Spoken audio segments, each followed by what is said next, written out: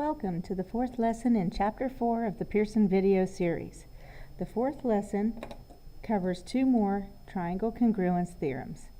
The first, Theorem 4-6, is angle-side angle. If two angles and the included side in two triangles are congruent, then the two triangles are congruent. So, we have two angles and the included side, and two angles and the included side. So that means that triangle MLN is congruent to triangle SRT. Keep in mind that when we talk about included, we talk about in the middle or between. So if I'm talking about angle side angle, I can mean angle side angle, or if I'm talking about side angle side, then I might be talking about two sides and the angle that's formed between them. Angle side angle is two angles and the side that connects them. So included means between or in the middle. The second theorem, Theorem 4-7, is angle angle side. This one says if two angles and the non-included side of two triangles are congruent, the two triangles are congruent. So, looking at these two, I've got two angles that are congruent and then a side that's not in between them. So, a side from each triangle that's not in between them. So that means that triangle UVW is congruent to triangle XYZ. Okay, let's take a look at several pairs of triangles and see if we can determine by one of the theorems, side angle side, side side side, angle side angle, or angle angle side, if the two triangles are congruent. Okay, so let's take a look at the first one. This triangle right here is showing side angle side.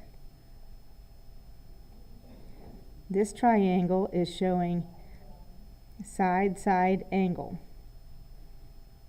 or angle side side, which is school inappropriate and never a reason for congruence.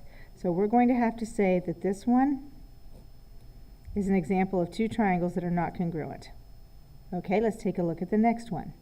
This one we have angle side angle and angle side angle. Therefore we can say that those two triangles are congruent, and the reason that we're going to give is angle side angle. Now let's take a look at these two. Here we have angle angle side and angle angle side. Two angles and a side that's not included. Again, these are going to be congruent, and we're going to call it angle angle side. And finally, for the last pair, these are always the easiest to figure out. Side side side, side side side. These two triangles are congruent, and we're going to call it side side side. All right. Next we have a proof. I have given you half of the reasons that you need in order to finish this proof. What I want you to do is to go through and fill in the statements and the one missing reason. And then I will take a look at it in class. All right. Let's examine a pair of triangles and determine what is needed to prove triangle congruence. So, for the first one, we want to show that triangle ABC is congruent to triangle DEF using the angle side angle theorem. So we have angle side and angle side, and we want the side to be in between the two angles. So that means that we want this angle and we want this angle. So in order to show that those two triangles are congruent, we need to be able to show that angle B is congruent to angle E. If we can show that those two angles are congruent, then we can say that the two triangles are congruent because of angle side angle. All right, now let's look at the second one. In the second one, we want to show that the first triangle is congruent to the second one using the angle angle side theorem. Okay, so if we have two angles and a side, and let's say we go back to what we were initially given, which means that we're not going to include this one right here. Okay, then that means we had this side and this angle. So in order to keep this from being the included side, because this side is now not in between those two angles, in order to keep that from being the included side, then we would want to show that angle C is congruent to angle F. Then we would have two angles and the not included side. If we use this angle, then the side is included. So we want to show in some way that angle C is congruent to angle F. And if we can show that angle C is congruent to angle F, then we will have shown angle, angle, side, and we can say that the two triangles are congruent. Okay, finally, let's use what we know about triangle congruence to prove congruent polygons and solve problems. So, in problem number 3, we have polygon A, B, C, D, and polygon A prime, B prime, C prime, and D prime. We want to show that the two polygons are congruent. Looking at what we have marked, we have triangle ABC,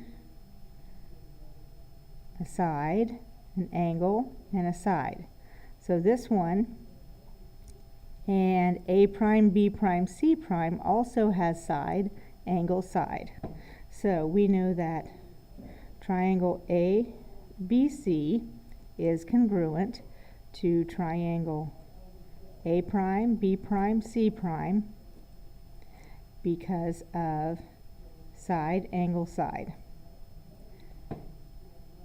Okay, we also know that triangle ADC is congruent to triangle A prime, D prime, C prime for the same reason. Another side, angle, side, and side, angle, side. Okay, so triangle ADC is congruent to triangle A prime, D prime, C prime because of side, angle, side.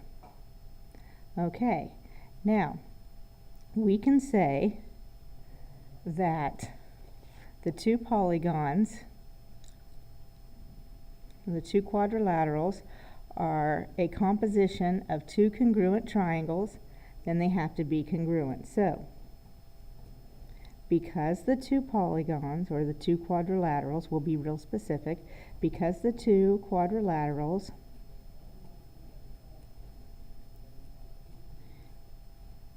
are a composition, because the two quadrilaterals are a composition of two congruent triangles, then the quadrilaterals are congruent.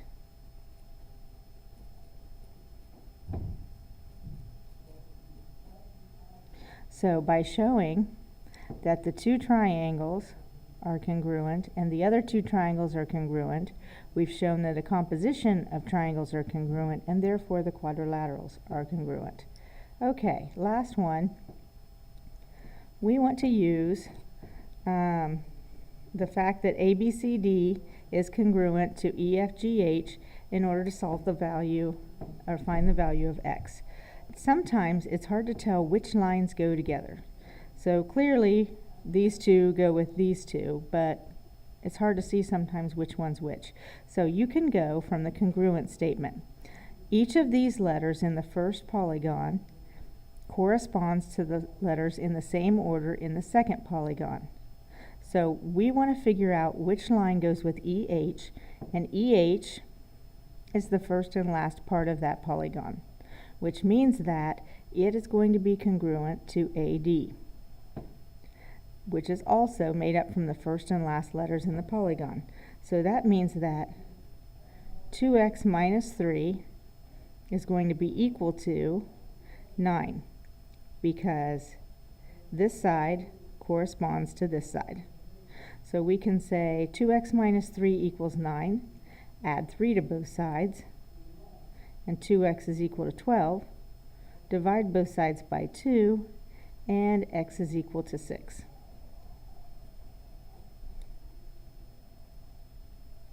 And since we already know that AD is equal to EH, then we know that both sides